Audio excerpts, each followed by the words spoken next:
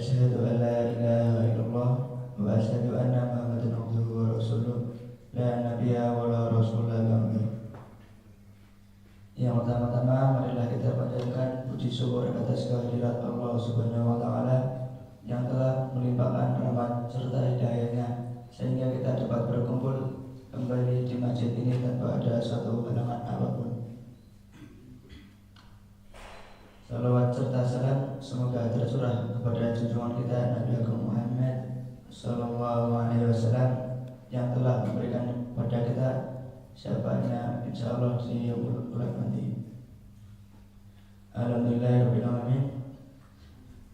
Yang kemudian yang kami hormati Ustaz Evan Najudi MAG dan Ketua dan jajaran pimpinan cabang Muhammadiyah Purworejo serta seluruh jamaah kajian Ramadan yang dirahmati Allah Subhanahu wa taala. Alhamdulillah pada kesempatan yang menonjol ini kita dapat menghadiri kegiatan kajian Ramadan bermakna 1447 Hijriah yang diselenggarakan oleh pimpinan cabang Muhammadiyah Purworejo, Masjid Al-Mujtahidin dan LKSA Panti Asuhan Muhammadiyah Purworejo. Semoga kehadiran ini pada majelis ilmu ini menjadi wasilah turunnya rahmat Allah, diampuni dosa-dosa kita dan semakin menguatkan iman kita serta ketakwaan kita di bulan Ramadan yang mulia ini. Hadirin yang berbahagia, adapun susunan acara pada kesempatan kali ini adalah sebagai berikut. Yang pertama itu pembukaan dan doa. Yang kedua penyampaian materi kajian Ramadan bermakna. Yang ketiga pengumuman dan yang keempat penutup. Memasuki acara pertama, marilah kita buka kegiatan ini dengan membaca basmalah dan doa bersama-sama. Bismillahirrahmanirrahim. Raditu billahi rabba wa bil islami dinan wa bi Muhammadin nabiyya wa rasulah. Rabbi zidni ilma warzuqni fahma. Semoga acara ini diberikan kelancaran dan keberkahan oleh Allah Subhanahu wa taala. Memasuki acara inti yaitu penyampaian materi kajian Ramadan kepada yang kami hormati Ustaz Najudi MAG, kepadanya kami persilakan. Assalamualaikum warahmatullahi wabarakatuh. Alhamdulillahirabbil alamin. Allahumma shalli wa sallim wa barik ala nabiyyina Muhammadin wa ala alihi wa ashabihi ajma'in. Amma ba'du. Ma'asyiral muslimin rahimakumullah. Kita lanjutkan kembali pertemuan pertama dan kedua. Kemarin membahas hadis yang pertama, kemudian hadis yang kedua disampaikan pada pertemuan yang ketiga oleh Mas Ariful. Hari ini kita lanjutkan hadis yang ketiga, pertemuan keempat, tapi kita membahas hadis yang ketiga. Kalau hadis yang kedua kemarin tentang rukun iman yang 6 itu, kemudian dilanjutkan dengan rukun Islam. Rukun Islam dahulu nggih, mahwal Islam, kemudian mahwal iman, setelah itu apa itu ihsan.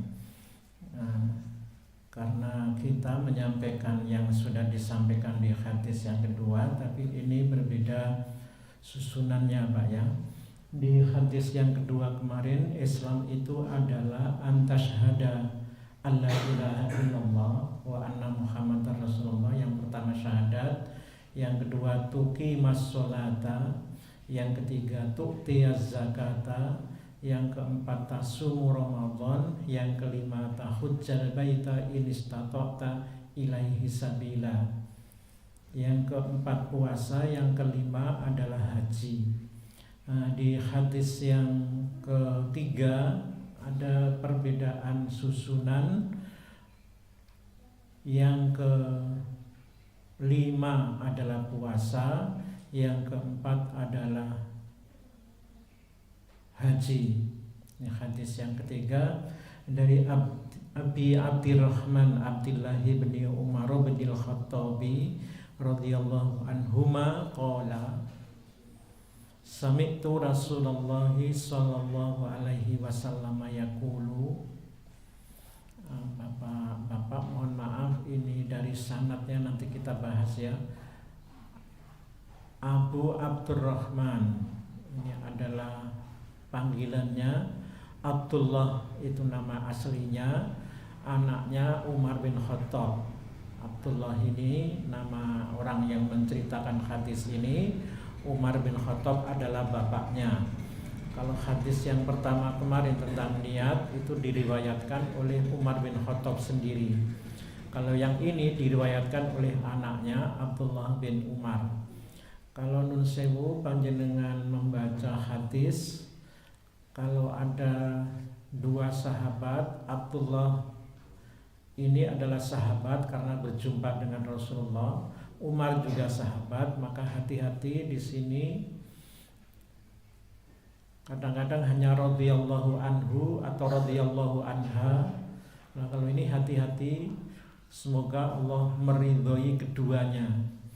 Nah, ini kalau dua-duanya sahabat Rasulullah, anak bapak biasanya begitu. Kalau disebut dua orang, kalau disebut hanya sendiri saja, Ibu Aisyah itu biasanya hanya disebut sendiri saja, tidak disebut nama bapaknya. Ini mas, Ibu Aisyah itu anaknya siapa mas? Oke, bagus. Nah, kalau yang laki-laki seringnya disebut nama orang tuanya, tapi kalau sahabat perempuan itu jarang disebut nama orang tuanya, maka hanya radhiyallahu anha biasanya, tidak dua. Abdullah mengisahkan, sami'tu Rasulullah sallallahu alaihi wasallam yaqulu buniyal islamu ala khamsin.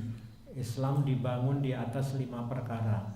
Syahadati alla ilaha illallah wa anna muhammadar rasulullah, bersaksi tiada ilah kecuali Allah dan kita bersaksi bahwa Muhammad adalah utusan Allah. Wa iqamis sholati, mendirikan sholat. Wa itaiz zakati, menunaikan zakat. Wa hajjil baiti, haji. Wa saumi Ramadan, dan puasa Ramadan. Kalau yang pertama tadi yang kemarin disampaikan Mas Ariful, yang kelima adalah haji, yang keempat adalah puasa. Kalau ini terbalik, yang keempat adalah haji, yang kelima adalah puasa. Kalau ada dua hadis susunannya kok tidak sama, itu kita kemudian mengatakan ini adalah variasi. Boleh disebut haji sebagai rukun yang terakhir, boleh juga puasa disebut sebagai yang terakhir. Bapak-bapak, mohon maaf bagi orang Saudi Arabia khususnya kota Mekah, maka ini adalah rukun Islam mereka. Mereka sudah, anak-anak itu sudah haji sebelum puasa. Tapi bagi kita yang di Indonesia ini, rukunnya adalah yang kemarin hadis nomor 2 itu. Haji itu menjadi betul-betul luar biasa di negeri kita ini, persiapannya luar biasa. Mengumpulkan materi, mengumpulkan harta sangu untuk daftar dan macam-macam, mengumpulkan tenaga juga. Tidak mudah orang sini berangkat ke sana, menyesuaikan kondisi alam. Nah, luar biasa bagi orang Mekah yang sudah biasa dengan alamnya seperti itu, ya tenang-tenang saja. Nah, jadi rukun Islam yang urutannya kok tidak sama, ini sekali lagi tidak masalah bapak-bapak. Sekali lagi ini sebagai variasi. Satu ini hadis ini diriwayatkan oleh 3 imam, Al-Bukhari dan Muslim. Di bukunya Imam Nawawi beliau hanya menyebutkan 2, tapi kalau dilacak ini bisa diketemukan di kitab 3 hadis. Dalam sanadnya Bukhari, ya, Bukhari ini mendapatkan hadis ini dari mana? Ini kalau saya tidak mencantumkan halamannya Pak ya. Ini halaman berapa di halaman 17 di kitabnya Bukhari. Ini saya foto, orang begitu jelas di kitab aslinya. Rukun Islam ini hadis nomor 8. Babnya bab doa hukum iman hukum. Hadis ini halamannya, kalau di bentuk aslinya kitabnya halaman 17, hadis nomor 8. Kalau dalam bentuk PDF yang ada di laptop ini halaman 9 baris ke-12. Bunyinya sanad lengkapnya seperti ini. Al-Bukhari mendapat hadis ini dari siapa? Dari Ubaidullah bin Musa. Ubaidullah bin Musa qala akhbarana Handalah ibnu Abi Sufyan. Ubaidullah bin Musa mendapatkan dari Handalah, anaknya Pak Abu Sufyan. Handalah mendapatkan dari Ikrimah bin Khalid. Ikrimah bin Khalid mendapatkan dari tadi Abdullah bin Umar. Di sini hanya disebut oleh Bukhari, Imam Bukhari menyebutnya hanya Ibnu Umar saja. Radhiyallahu anhuma qala Rasulullah SAW. Ini tadi rukunnya yang nomor 5 terakhir adalah puasa Ramadan. Kalau kita buat gambar seperti ini Pak ya. Jadi kata Nabi berkata, Islam dibangun di atas 5 perkara tadi itu, didengar oleh Ibnu Umar.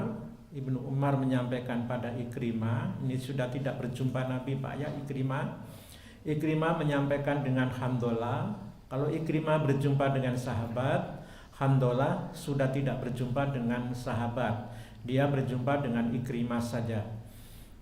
Handalah ini tidak pernah berjumpa dengan Ibnu Umar, sahabat Nabi. Handalah mendapatkan dari Ubaidullah bin Musa. Ubaidullah bin Musa mendapatkan Ubaidullah bin Musa kemudian disampaikan pada Imam Al-Bukhari. Dalam Islam ini sanad Pak ya. Sanad itu bagian dari agama. Kalau omongan itu tidak jelas maka tidak boleh kita jadikan sebagai pegangan. Di kemarin simpang siur itu yang tadi malam anak-anak di sini. Nah ini sekaligus Pak ya saya tambahkan yang ini. Saya tidak tahu kemarin Mas Ariful sudah menjelaskan apa saja. Nah, ini masalah sholat saya sampaikan tadi malam di sini. Alimu dalam riwayat At-Tirmidzi redaksinya kata-kata as-sobiyah, tapi dalam riwayat Abu Dawud auladakum. Kalau dalam riwayat Abu Dawud muru auladakum bis sholati wa hum abna'u sab'i sinina. Perintahkan anakmu sholat umur 7 tahun. Wadribuhum 'alaiha, dan pukul mereka. Wa hum abna'u ashrin, umur 10 pukul. Pukul Pak. Jangan takut pelanggaran HAM. Ada caranya Pak ya. Ada caranya. Alhamdulillah. Mohon maaf. Walladzina jahadu fina, ayatnya Pak ya. Ini ayat begini-begini ini nun sewu Pak ya. Di kiai kami dulu di pondok 1000 kali beliau menyampaikan tentang ayat-ayat perjuangan itu. Walladzina jahadu fina lanahdiyannahum subulana. Kalau kamu berjuang untukku, aku akan tunjukkan jalanmu. Sebelah mana saya naruhnya dulu Pak ya. Walladzina jahadu fina lanahdiyannahum subulana. Singkatnya ada ayat seperti itu. Kalau kamu berjuang untukku, nanti panjenengan bisa ketik saja pakai huruf Latin, ketemu nanti ayat berapa itu. Walladzina jahadu fina lanahdiyannahum subulana. Kalau betul-betul kamu niat perjuanganmu itu karena aku bukakan jalan lempeng, dibukakan jalan, dibukakan karpet merah oleh Allah. Nah, saya di sini Pak ya dulu anak tidak sholat saya pukul, dibukakan jalan. Niat saya mukul bukan nyiksa Pak ya, semata-mata niatnya karena Rasulullah ini. Rasulullah ini diperintah oleh Allah begitu. Jadi yang kemarin balik lagi ke hadis pertama itu, niatnya karena Allah dan karena Rasulnya. karena memenuhi perintah Rasul ini dan karena Rasul itu diperintah oleh Allah. Dibukakan jalannya, Pak.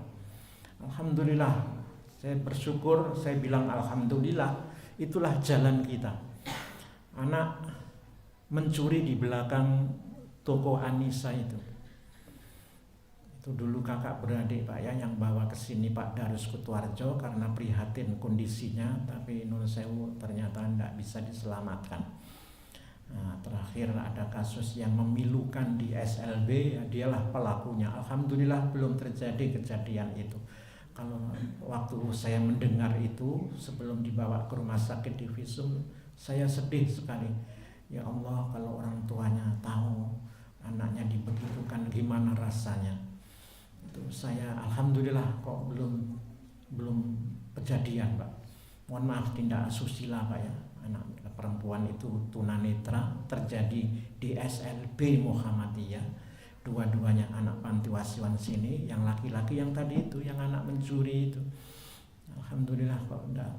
Allah masih menjaganya. Saya sedih sekali, ya Allah, anak tunanetra kalau orang tuanya tahu gimana itu anaknya dibegitukan. Jadi anak itu mencuri di belakang toko Anissa, digebuki sama orang-orang Kauman sana, diantar polisi, masih polresnya masih di pojok alun-alun sini, sama polisi diantar ke sini. Anak itu sudah jalannya tidak bisa tegak. Saya tidak marah, saya tidak ngapa-ngapa, malah saya berterima kasih kepada polisi itu. Saya begitu melihat anak itu jalannya sudah tidak tegak, Pak. Inilah caranya Allah membuka jalan saya untuk mendisiplin anak di sini. Jadi begitu saya lihat anak itu jalannya sudah tidak tegak lagi, saya bersyukur kepada Allah. Inilah caranya Allah membuka jalan untuk saya mendisiplin anak di sini. Saya ucapkan terima kasih singkat kata pada polisi yang ngantar, terus polisinya tak omongi begini. Bapak lihat ya, anak itu digebuki sampai seperti itu dan Bapak tidak apa-apakan orang yang menggebukinya. Saya terima kasih. Memang anak itu layak digebuki. Tapi Bapak ingat ya, besok-besok kalau anak itu saya pukul di sini, kok saya diperkarakan, Bapak tak tuntut. Dan semua orang Kauman itu saya tuntut. Nah, itu jalannya Allah, Pak. Supaya mereka tidak neko-neko sama kita. Nah, gitu ceritanya. Nah, itu tadi yang walladzina jah itu ayat, Pak. Mohon maaf di Mas Ariful mungkin menangi ya. Apalagi yang namanya dulu Kiai Sukri itu, wah itu di 1000 kali pokoknya kata bapak saya, wong obat yang Zarkasi bapak beliau, wong iklan obat saja 1000 kali, maka anak-anak ini mau kita cetak jadi pejuang, ayat ini harus disampaikan 1000 kali. Ya, jadi kalau di Gontor itu Pak ya, cita-citanya mencetak pejuang tenanan, maka jadi pejuang-pejuang orang-orang sana. Idam Khalid berjuang di NU, Hasim Muzadi berjuang di NU, Din Samsudin berjuang di NU. Ini kemarin ribut Pak ya, kalender Hijriah, ternyata Ketua Muhammadiyah Din Samsudin lah yang memerintahkan supaya kita pakai kalender Hijriah global itu ketika beliau menjadi Ketua Muhammadiyah Muktamar di Makassar. Jadi alhamdulillah Pak Rafiq Mudakir itu Sekretaris Majelis Tarjih Pusat mengungkap sejarah kenapa kita pakai kalender Hijriah. Alhamdulillah Pak ya, mohon maaf, kita bersyukur kepada Allah dengan metode ru'yah. Alhamdulillah kita semuanya tetap bersyukur kepada Allah. Tahun ini Ramadan, 1 Ramadan terjadi dalam 3 hari ya, alhamdulillah. Bersyukur lewat metode ru'yah, Ramadan tahun ini terjadi dalam 3 hari. Yang tidak setuju silakan saja, tapi saya bersyukur. Alhamdulillah Allah menunjukkan bahwa dengan metode ru'yah umat muslim tahun ini mengalami Ramadan 3 hari. Saudi Arabia hari Rabu dengan metode ru'yah, tapi banyak orang yang protes. Apa yang dilihat orang Saudi wong rembulan, tidak mungkin. Kenyataannya orang Saudi melihat. Itu sesekali Mas Ariful, mohon maaf, Muhammad Audah yang ahli falak itu yang buat software yang kita sering pakai. Muhammad Audah itu aslinya orang Palestina, hari ini tinggal di Yordan. Beliau mengatakan, Aduh, apa yang dilihat? Oh, tidak mungkin dilihat. Ya, besoklah Pak Muhammad Auda, kapan-kapan silakan ikut melihat rembulan di Saudi Arabia. Saudi hari Rabu, yang lain-lain Mesir, tetangganya hari Kamis, Indonesia hari Kamis, alhamdulillah Selandia Baru hari Jumat. Orang bertanya-tanya, apakah ada bulan yang usianya 31 di Selandia Baru? Tidak. Bulan Syakban di Selandia Baru tidak sama dengan di Indonesia memulainya. Indonesia memulai Syakban lebih dahulu, sehingga tidak salah. Sekali lagi tidak salah, wong namanya ijtihad itu, kalau salah itu pun nilainya dapat pahala juga. Jadi orang Selandia Baru menetapkan, Selandia Baru dan secara resmi negara Fiji juga sama, menerapkan hari Jumat sebagai awal Ramadan dengan alasan sekali lagi di sana tidak kelihatan rembulan. Nah, gitu Pak ya. Kembali ke sini Bapak G. Muru auladakum bis sholati, ajari perintah anakmu umur 7 tahun sholat, wahum abna'u sab'i sinina, umur 7 tahun. Perintah sholat. Pukul wadribu alaiha wahum abna'u ashrin. Wafarriqu bainahum fil madaji, umur 10 tahun pisah tempat tidurnya. Laki-laki sendiri, perempuan sendiri, tidak dikeloni lagi sama bapak ibunya. Sewu bapak ibu, kalau kita orang Islam, mohon maaf, jangan bangga menceritakan ini anak saya ini Pak sampai SMA masih saya keloni. Nun sewu itu jangan diceritakan begitu itu. Bagi yang tahu hadis ini itu tidak benar. Umur SMA kok masih dikeloni. Jadi 10 itu sudah dipisah tempat tidurnya, laki-laki sendiri, perempuan sendiri. Kalau mau disediakan tempat tidur sendiri-sendiri boleh. Gampang Pak, tempat tidur sendiri-sendiri itu Bapak lihat itu channel-channel yang YouTube itu Pak ya. Saya suka kalau nun sewu Pak ya, walaupun sudah punya rumah saya ya, tapi seneng lihat tayangan-tayangan itu. Jadi seperti saya sebut, ini orang-orang Islam semua yang buat channel itu, namanya Wicak Miftah itu. Keliling seluruh Indonesia itu hanya melihat bentuk rumahnya orang, di mana kamarnya, di mana kamar mandinya, itu hanya begitu saja orang-orang itu suami istri itu pakai kerudung, alhamdulillah. Ada namanya Rizki Abadi juga sama itu. Jadi satu kamar ukurannya hanya 3x3 meter, itu diisi 4 anak. Anaknya 4 perempuan semua. Kamar tidurnya tingkat. Nanti belajar bersama di situ. Kemudian tidurnya sendiri-sendiri. Kamar tidur tempat tidurnya itu dipannya tingkat-tingkat gitu. Jadi tidak perlu banyak-banyak kamar, tapi yang penting tidur itu dipisah. Yang laki-laki sendiri satu kamar, yang perempuan sendiri. Ini Pak ya, nun sewu, atas dasar ini juga lah, mohon maaf, kita dulu dirintis oleh Pak Sajio, kita lanjutkan. Alhamdulillah Pak ya, sekali lagi saya begini cerita ini saya sampaikan terus-terusan, wa amma bi nikmati rabbika fahadits itu. Jadi nikmat Tuhanmu ceritakanlah. Jadi saya kemarin sama Pak Badar, alhamdulillah Pak, dulu kita nun sewu ketua PCM yang dulu itu enak sekali. Tinggal duduk saja, tidak banyak mikir juga, semuanya dibukakan jalan oleh Allah. Kita beli tanah di Pangen tuh Pak ya, hampir 1 hektar itu. Alhamdulillah kita tidak utang ke sana kemari. Kita juga mengajak orang-orang Islam yang mau bantu nyumbang ya silakan. Tapi kita sekali lagi Allah memudahkan urusan kita, karena niat kita sekali lagi tidak neko-neko hanya begini nih. Anak-anak harus dipisahkan. Laki-laki perempuan itu dipisah, mohon maaf. Jadi kalau niatnya semata-mata mengikuti menjalankan perintah Allah Rasulnya, Allah mudahkan Pak, mohon maaf. Saya kemarin Pak ya, itu saya ceritakan ini juga Pak Dr. Rafiq Nur Hadi itu ketua PCM Bayan itu yang ketempatan Pondok Darul Arkom, suatu ketika cerita sama saya, lembaga pesantren Jawa Tengah yang dikepalai, yang diketuai oleh adik kelas saya dulu di pondok, namanya Ustadz Irzal, asli dari Pekanjangan. Itu beliau datang ke sana, ke Bayan itu. Beliau ngomongnya begini Pak, nanya sama Pak Rafiq, ini kemarin sudah saya tampilkan juga nih. Jadi kadang-kadang apa ya, bahasanya itu bahasa Rasul, jadi bukan aneh-aneh Pak ya. Ini tadi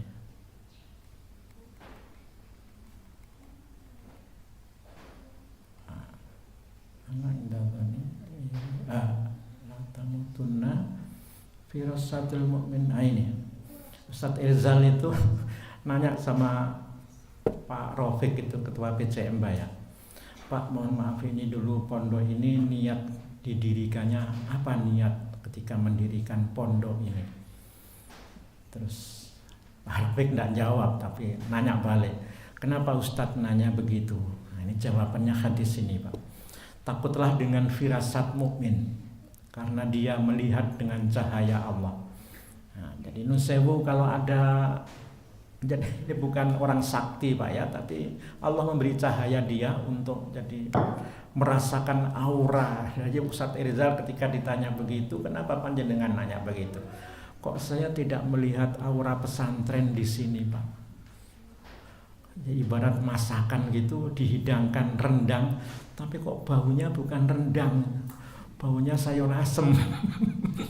Nah ini dulu buat pondok ini niatnya apa? Wong ini rendang tapi kok baunya bau sayur asem. Nah gitu.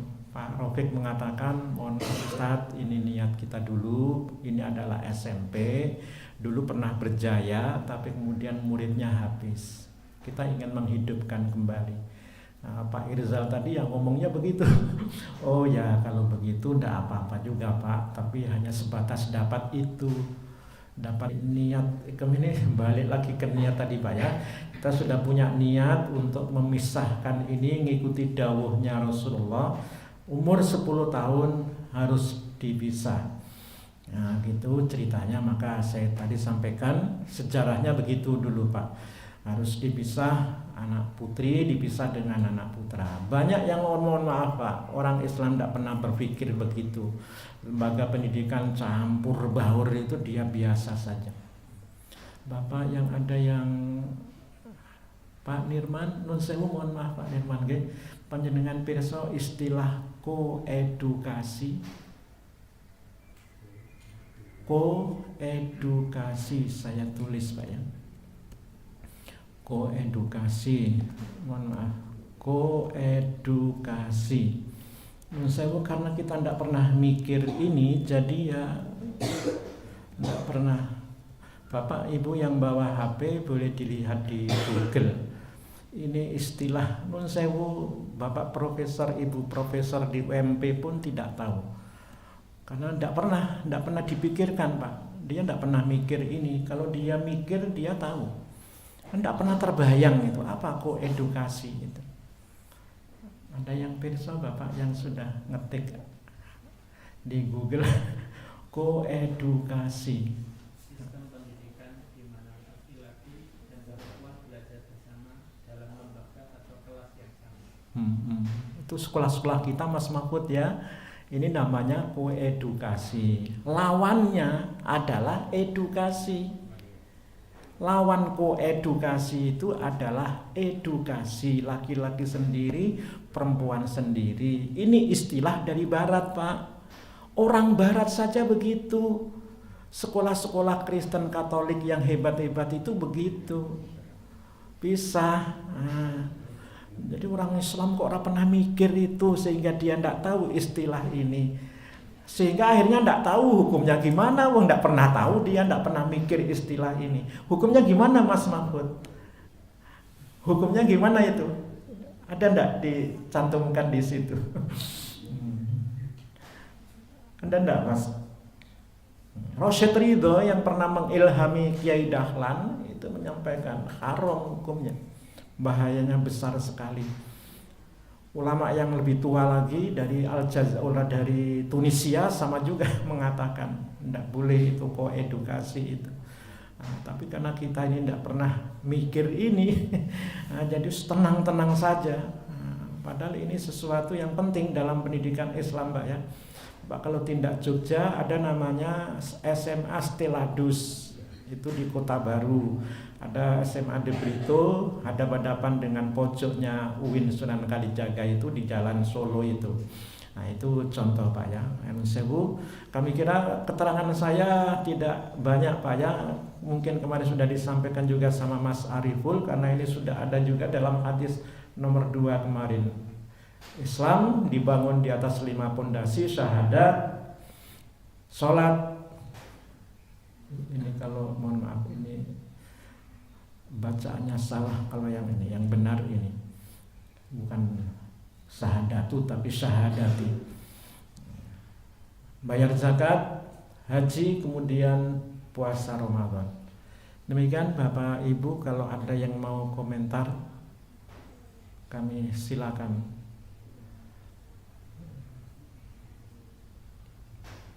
Atas dasar ini Bapak maka Majelis Ulama Indonesia membuat pernyataan 10 kriteria aliran sesat.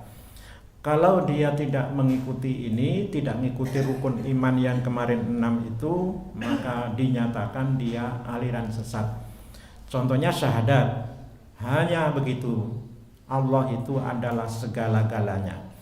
Kalau ada yang menganggap Allah itu ada yang kurang, omongan Allah itu ada yang kurang, ilmunya Allah ada yang kurang, maka sesat dia. Muhammad adalah utusan Allah, tidak ada lagi setelah beliau Nabi dan Rasul setelah beliau. Maka kalau ada yang meyakini Nabi Rasul setelah beliau, maka dia sesat. Ahmadiyah dinyatakan sesat. Nah, kata Pak Din Samsudin waktu menjadi ketua Muhammadiyah, kita akan mengakui keberadaan Ahmadiyah sebagai sebuah aliran kepercayaan di Indonesia kalau dia terus terang mengumumkan bahwa kami di luar Islam, kami adalah aliran tersendiri namanya Ahmadiyah. Tapi kalau masih membawa-bawa Islam, maka dia sesat. Kalau dia menyatakan kami tidak berada di dalam agama Islam, kami berada di luar lingkungan Islam, kami aliran sendiri, maka akan kami akui. Sebagaimana kami mengakui keberadaan Kristen, Katolik, Hindu, Buddha, macam-macam di Indonesia itu. Kalau Anda mengatakan Anda sebagai agama sendiri, atau bahkan mungkin mengatakan aliran sendiri, tidak apa-apa, kami tidak akan kejar lagi. Tapi kalau masih menyebut-nyebut Islam, tidak ada Nabi setelah baginda Muhammad SAW, anak Abdullah itu tidak ada lagi Nabi dan utusan Allah. Iqamis sholati, sholat itu 5 yang wajib. Kalau ada yang mengatakan lebih daripada 5, maka sesat. Kalau ada yang mengatakan sholat itu mohon maaf tidak ngadep kiblat lagi ke sana, maka sesat juga. Kalau ada yang mengatakan sholat itu tidak wajib, maka sesat juga. Nah, gitu. Wa ita zakati, kewajiban zakat. Walaupun nanti Pak ya dalam sholat ini nanti banyak perbedaan, tapi yang penting hukumnya itu. Yang penting hukumnya, zakat itu wajib. Nah, sholat itu wajib. Kalau dia mengatakan sholat tidak wajib, nah sesatlah dia, gugur rukun Islamnya ini. Hijjil baiti. Nah, masih ada hari ini, mohon maaf saya tidak sebut nama, masih ada yang punya usulan supaya haji itu tidak hanya bulan Dzulhijjah saja. Dulu sudah ada yang mengusulkan, mohon maaf, salah satu anggota Majelis Ulama Indonesia dari sebuah ormas. Bapak ya, mohon maaf ya, LDI itu sesat Pak ya. Diputus sesat oleh kejaksaan zaman Pak Harto dulu. Pengadilan sudah memutus sesat dan tidak ada koreksi sampai hari ini. Majelis Ulama dari pusat sampai ke daerah tidak boleh melibatkan LDII. LDI itu masih dalam pembinaan. Kalau mau masih dibina, tapi sudah dinyatakan sesat oleh Pengadilan Indonesia zaman era Pak Harto Orde Baru. Nah, sudah banyak juga pengakuan-pengakuan dari mantan LDI bagaimana isinya LDI itu. Sehingga kenapa dinyatakan sesat? Karena dia menganggap yang bukan golongan dia, yang tidak termasuk anggota LDI itu kafir, dan kafirnya parah Pak. Jadi tidak seperti teman-teman Salafi yang mohon maaf, kadang beliau juga kalau ada saudara Muslim yang sampai taraf tertentu dinyatakan kafir, tapi mereka masih mau salaman. Tapi kalau yang LDI ini kafirnya najis, Jadi kita ini najis, maka ada ketua MUI itu yang di Jakarta sana kalau ketemu teman LDI, karena mereka ini masih dalam bimbingan pembinaan kita, kalau ketemu salaman jangan hanya salaman, rangkul dia. Jadi kalau pulang dia bukan hanya cuci tangan tapi cuci baju. Nah, bajunya najis kata dia. Nah, ada yang mengusulkan haji itu bukan hanya bulan Dzulhijjah supaya antriannya tidak panjang. Ya, tapi kan sudah dibatasi sama hadis nomor kemarin Pak ya, nomor 2 itu. Ya bagi yang mampu, yang tidak mampu ya tidak ada kewajiban. Ini statok ta ilaihi sabila, maka ini kata-kata Rasulullah ini sudah menjadi catatan yang mampu saja. Mampu macam-macam itu. Sekarang sudah menjadi syarat di Indonesia Pak, itu juga karena disyaratkan sama pemerintah Saudi saja. Istatokta ini menjadi syarat, bahasanya istitoah.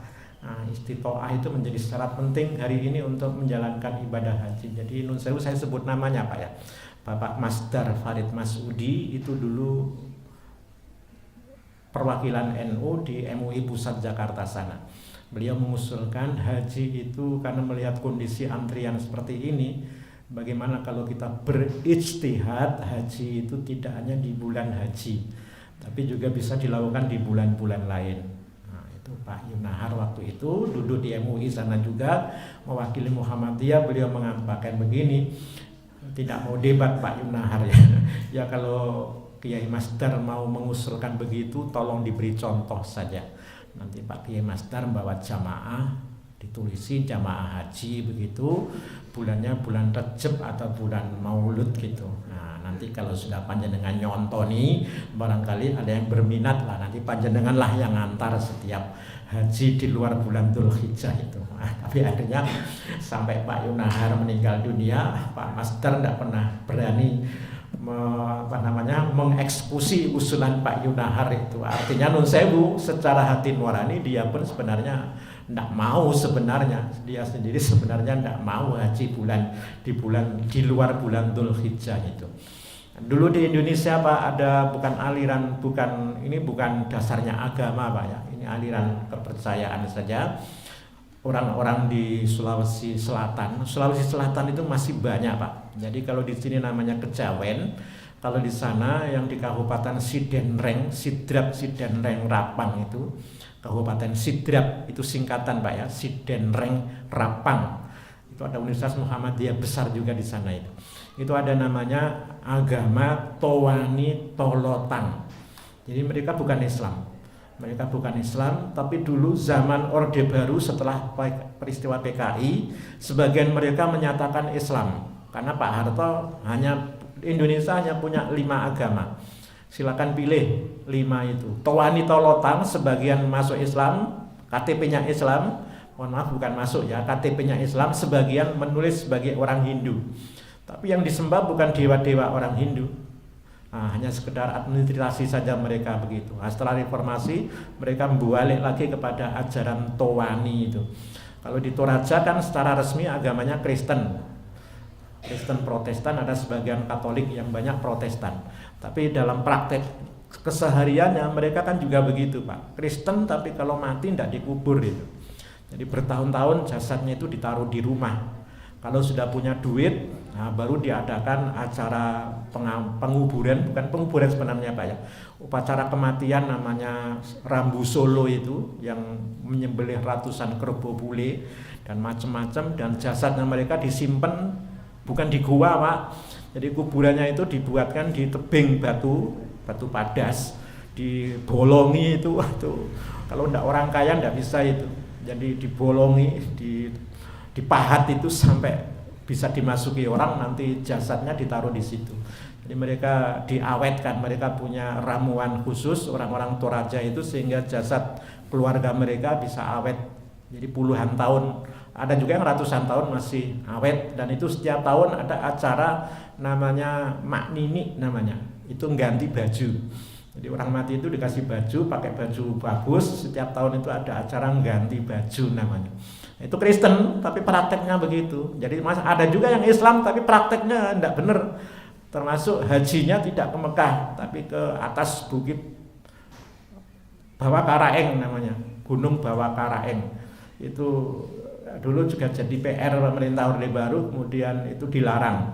Jadi dilarang karena tempatnya juga membahayakan Pak ya. Kayak kemarin kita tahu Pak ya, ada pesawat yang disewa oleh Kementerian Kelautan itu, gunungnya seperti itu, jadi berbahaya sekali. Nah gitu, akhirnya itu contoh yang sudah dinyatakan dengan kriteria rukun Islam ini.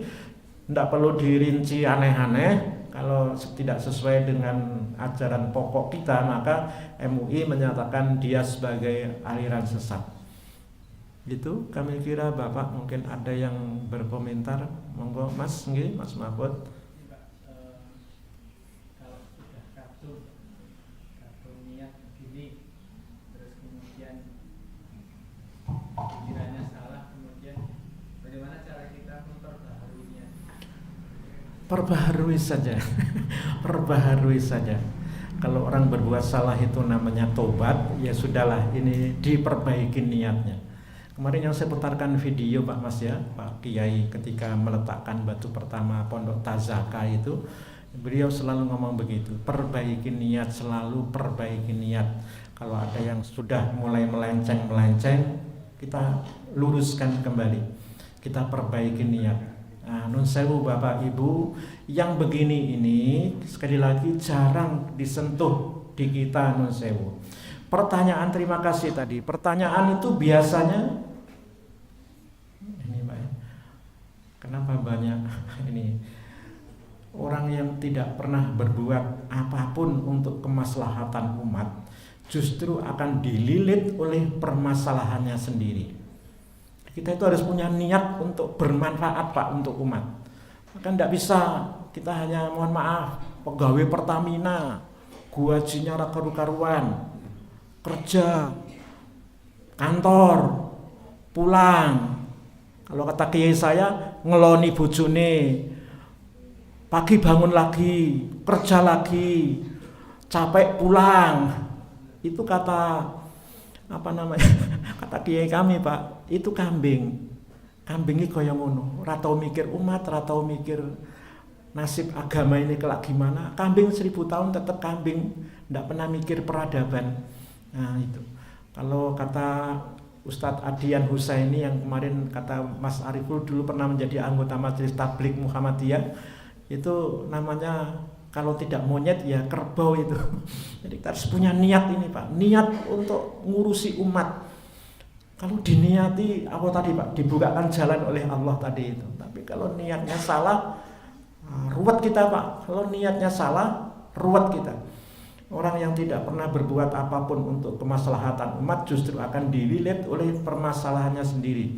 Bab niat, Pak Hasim, kenapa saya ngambil Pak Hasim Muzadi? Karena mohon maaf, saya cari-cari tokoh Muhammadiyah yang membuat pernyataan begitu, saya belum menemukan, Pak. Saya belum menemukan gitu. Mohon maaf. Tadi mana niat itu? Ah ini niat. Nggak usah ditampak-tampakkan keikhlasan itu, nggak usah diomong-omongkan. Memang iya, nggak usah diomong-omongkan, tapi Allah akan tampakkan hasil keikhlasan itu. Jadi Allah akan nampakkan hasil keikhlasan itu. Bapak boleh lihat nanti di YouTube Pak ya. Ada namanya Ustadz Nuruddin, gelarnya dia baru S2, sedang menempuh S3 di Al-Azhar. Dia setahun atau 2 tahun yang lalu debat dengan orang yang suka tampil di Google, di YouTube juga, namanya Guru Gembul. Nuruddin itu debat dengan Guru Gembul, akhirnya Guru Gembul mengakui dia kalah. Nah, suatu ketika Pak Nuruddin itu berkunjung ke Universitas Gontor sana. Itu kayak tadi yang Ustadz Irzal itu, yang dari Pekalongan itu, ketika berkunjung ke Mbayan. Ustadz Nuruddin itu saya baca di Facebooknya dia yaitu punya firasat begitu. Ini kalau tidak ikhlas, kiai-kiainya bahkan rektornya, tidak mungkin ini ada universitas seperti ini. Nah, jadi dia merasakan firasat itu. Ini jadi bahasanya gitu, nggih Bapak Ibu nggih. Jadi kalau yang belum benar-benar, mohon maaf anak-anak ini yang sekolah-sekolah ini kalau niatnya belum benar, maka dibenarkan dibenarkan. Sekali lagi Mas Mahfud, kalau kita ini berjalan sesuai dengan rel yang dibuat oleh Muhammadiyah, benar kita, mohon maaf, benar, Muhammadiyah itu secara teori tidak ada yang salah. Mana tadi ya Mas ya? Ini yang reformasi kaderisasi ada di tempat yang lain, sudah saya foto juga. Saya kemarin kan menyampaikan Kiai Dahlan itu pernah berpesan, rata-rata orang Muhammadiyah tahu, kalian Muhammadiyah hari ini tidak sama dengan Muhammadiyah yang akan datang, maka teruslah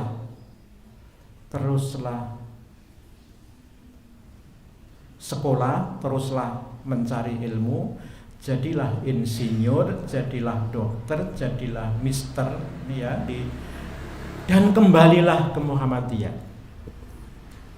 Saya malu nih Mas Ariful, mohon maaf saksinya. Saya malu ketika mengantar Mas Ariful itu, karena mohon maaf tradisi kita begitu nggih. Kemarin saya sampaikan sama siapa ya. Jadi Kiai Gontor itu tidak pernah menjanjikan beasiswa. Tapi orang tua itu disuruh niat yang benar. Kalau nyekolahkan anak, mondokkan anak, niat yang benar. Insya Allah Allah mudahkan rezekinya. Di sini itu dulu saya mengantar Mas Ariful sama Mas Wahyudi. Singkat kata, suara dari sini dulu, dari bapak-bapak di sini. Kalau bisa Pak Nifan dimintakan beasiswa, wong ini kan nanti jadi kader Muhammadiyah.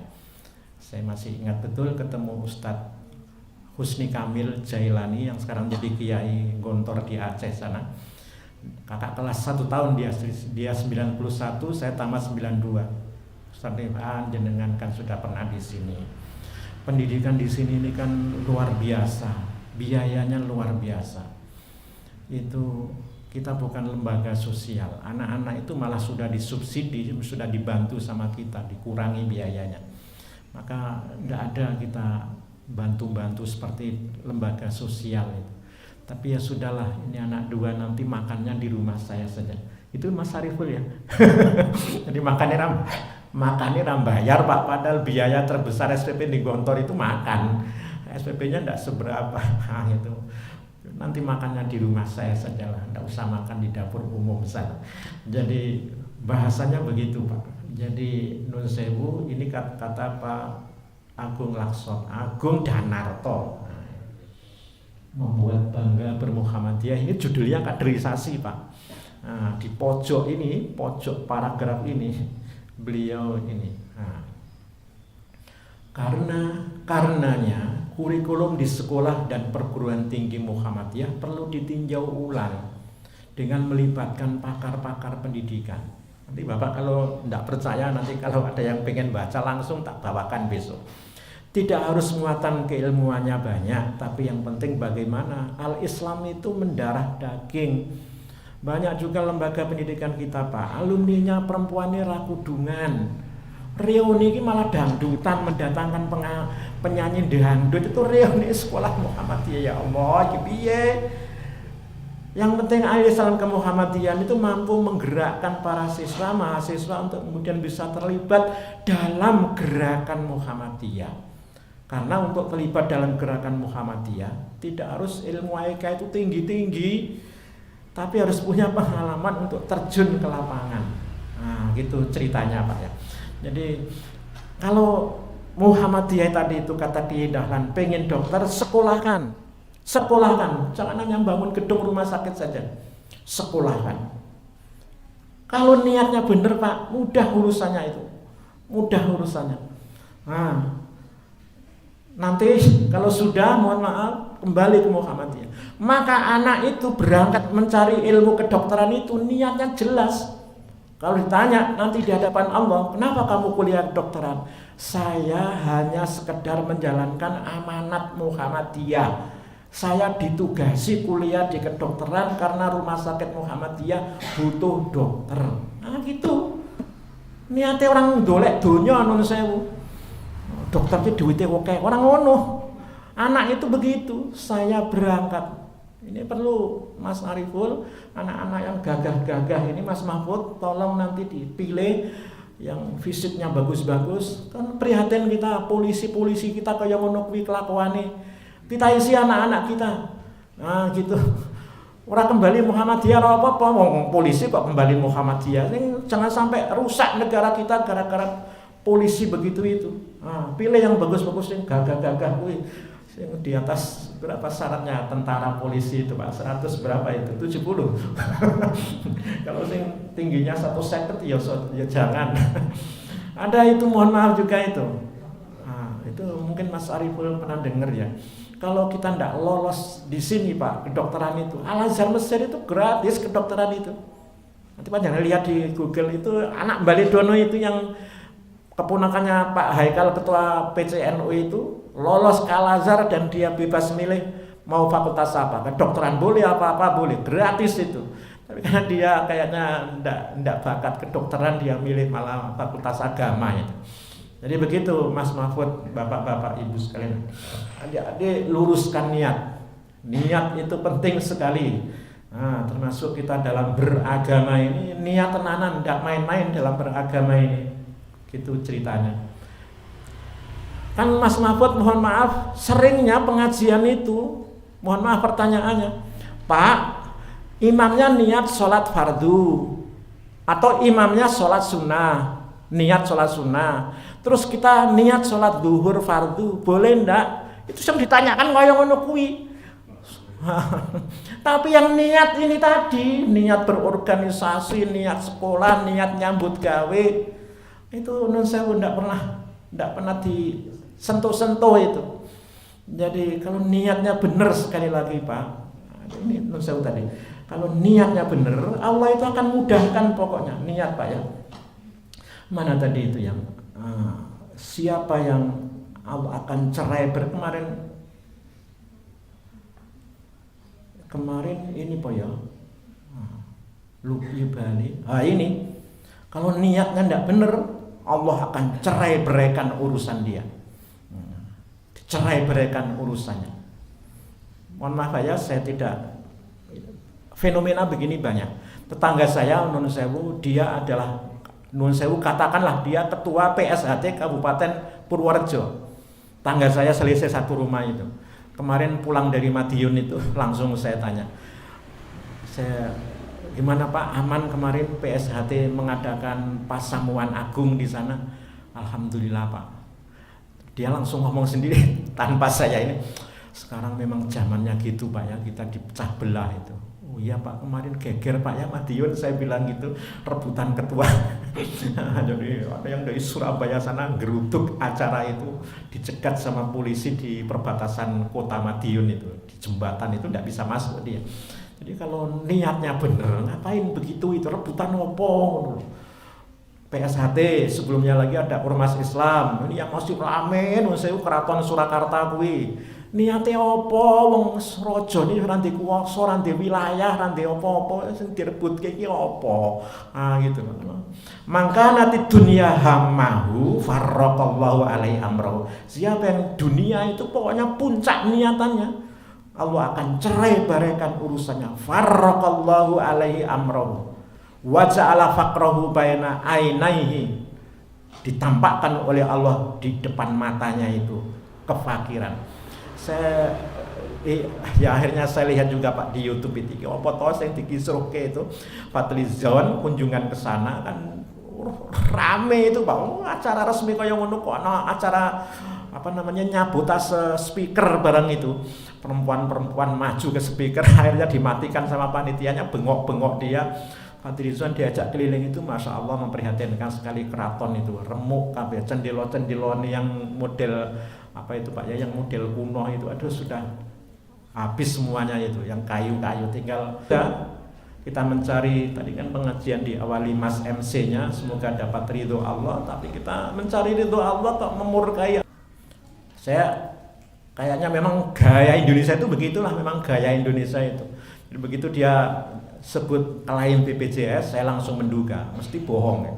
Mesti bohong. Jadi misalkan biaya pengobatan itu habisnya hanya 100.000, dia klaim 150.000, minta ke BPJS sana. Jadi semuanya rusak Pak, pegawai BPJS rusak, rumah sakit rusak. Ya saya bilang jangan Mbak, enggak berkah saya bilang.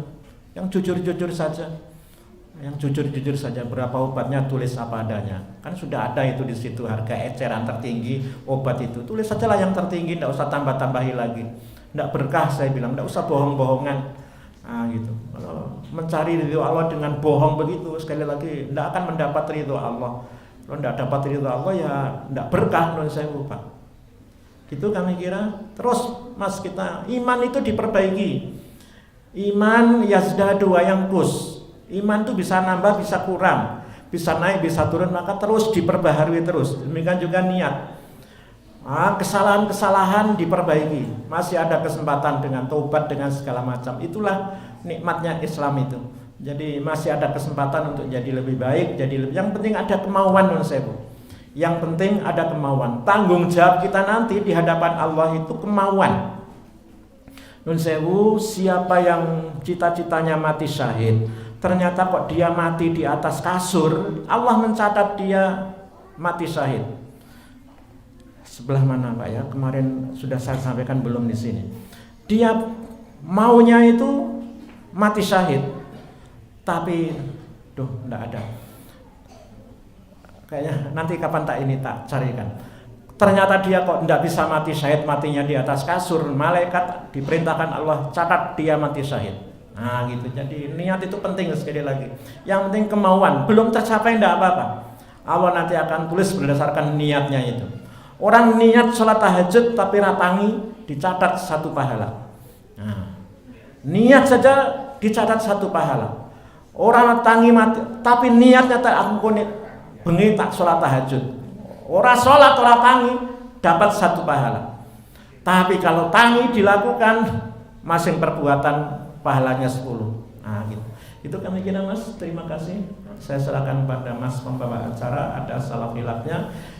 Assalamualaikum warahmatullahi wabarakatuh.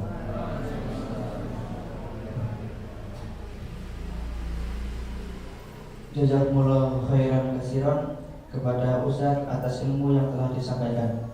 Semoga menjadi amal jariah dan bermanfaat bagi kita semua. Kami sampaikan infak kajian Ramadan 1447 Hijriah pada tanggal 23 Februari 2026 sebesar 103 rupiah. Kami sampaikan jazakumullah khairan katsiran atas infak Bapak Ibu jamaah sekalian. Dengan rangkaian acara kajian Ramadan bermakna 1447 Hijriah pada kesempatan kali ini, marilah kita tutup dengan membaca hamdalah dan doa kafaratul majelis bersama-sama. Alhamdulillah.